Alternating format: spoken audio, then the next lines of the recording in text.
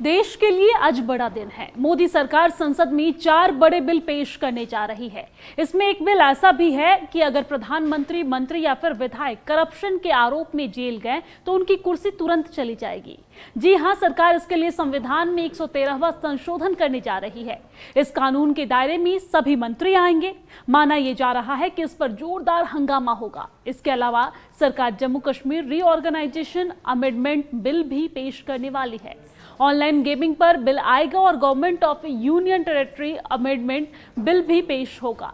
आपको जानकारी दे दें कि सूत्रों के हवाले से यह खबर सामने आ रही है कि सरकार जो करप्शन पर प्रहार करने के लिए बड़ा बिल पेश करने वाली है, अगर कोई मंत्री 30 दिनों तक लगातार भ्रष्टाचार के आरोप में गिरफ्तार रह जाता है तो उसे उसके पद से हटा दिया जाएगा।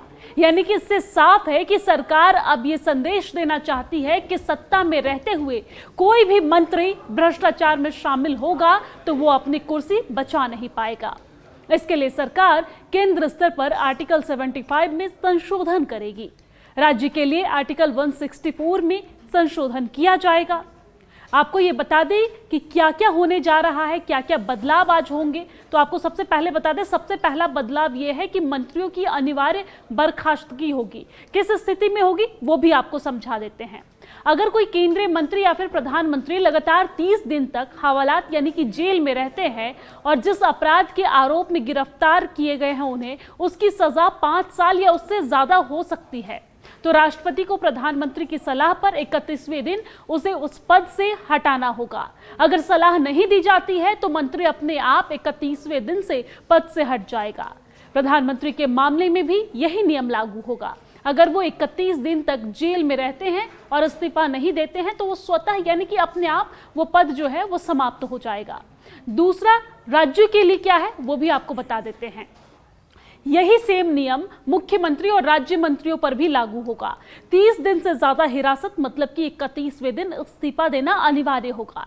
इस्तीफा नहीं देने पर वो खुद ब खुद समाप्त हो जाएगा, यानी कि आपकी पद की जो गोपनीयता है जिसके आप शपथ लेते हैं वो खुद ब खुद समाप्त हो जाएगा।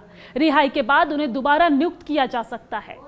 तीसरा, दिल्ली जैसे राज्यों के लिए क्या है, तो दिल्ली के मुख्यमंत्री और मंत्रियों पर भी यही प्रावधान यानी कि यही नियम लागू होने जा रहा है। यानी केंद्र, राज्य और दिल्ली तीनों स्तरों पर समान नियम लागू किए जाएंगे अगर ये बिल पेश होता है तो। कानून का मकसद क्या है?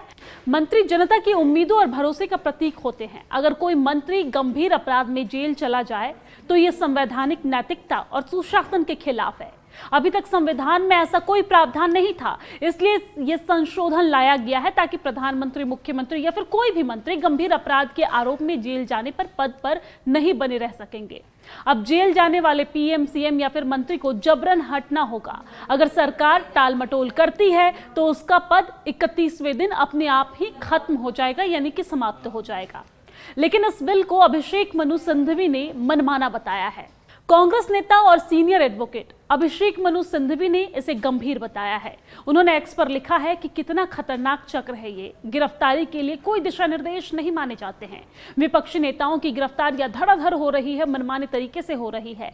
नए प्रस्तावित कानून के तहत गिरफ्तारी होते ही मौजूदा मुख्यमंत्री आदि को तुरंत हटाया जाएगा। विपक्ष को अस्थिर करने का सबसे आसान तरीका यही है कि पक्षपाती केंद्रीय एजेंसियों को विपक्षी मुख्यमंत्रियों की गिरफ्तारी के लिए छोड़ दिया जाए और चुनावों में उन्हें हराने में नाकाम रहने के बावजूद भी मनमानी गिरफ्तारियों के जरिए उन्हें हटा दिया जाए और सत्तारूढ़ दल का कोई भी मुख्यमंत्री कभी छुआ तक नहीं जाता है। अब इसके साथ ही ये भी सवाल आ रहा है कि जम्मू कश्मीर के भविष्य पर क्या संकेत है। तो आपको जानकारी दे दें कि इन बिलों में जम्मू कश्मीर से जुड़े कई अहम बिंदु भी शामिल है। सरकार ये स्पष्ट करना चाहती है कि कब और किन परिस्थितियों में जम्मू कश्मीर को फिर से पूर्ण राज्य का दर्जा मिलेगा। Jammu Kashmir reorganisation amendment bill के जरिए राज्य में प्रशासनिक ढांचों को और भी ज्यादा मजबूत बनाने का प्रस्ताव है। माना जा रहा है कि इस बिल से यह संकेत भी मिल सकता है कि केंद्र जम्मू कश्मीर को पूर्ण राज्य का दर्जा देने की दिशा में किसी समय सीमा पर विचार कर रहा है। अब इसी के साथ अब यह भी आ रहा है कि यूनियन टेरिटरी प्रशासन में क्या बदलाव होंगे। Government of union territory amendment bill 2025 के जरिए केंद्र सरकार केंद्र शासित प्रदेशों में प्रशासन को और भी ज्यादा जवाबदेह बनाने का प्रयास कर रही है। इसमें मंत्रियों की कार्यप्रणाली को लेकर भी नए प्रावधान शामिल किए गए हैं ताकि भ्रष्टाचार और गंभीर अपराधों में संलिप्त पाए जाने वाले पर त्वरित कार्रवाई हो सके।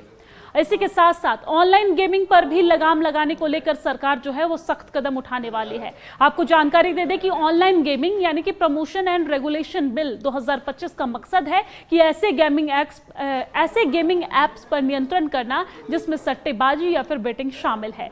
आपको जानकारी दे दें कि इसके तहत ऑनलाइन गेमिंग कंपनियों पर सख्त दंड और पेनाल्टी का प्रावधान है।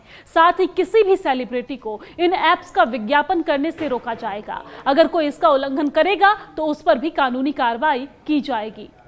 इसी के साथ सरकार का बड़ा संदेश है इन चार बिलों के जरिए सरकार एक साथ कई मोर्चों पर काम करती हुई दिख रही है। भ्रष्टाचार पर सख्ती, जम्मू कश्मीर का भविष्य, यूनियन टेरिटरी में प्रशासनिक सुधार और ऑनलाइन गेमिंग के जरिए युवाओं को सट्टेबाजी से बचाना, ये सभी कदम जनता को ये संदेश देने के लिए है कि सरकार कड़े और साहसी फैसले लेने से पीछे नहीं हटेगी।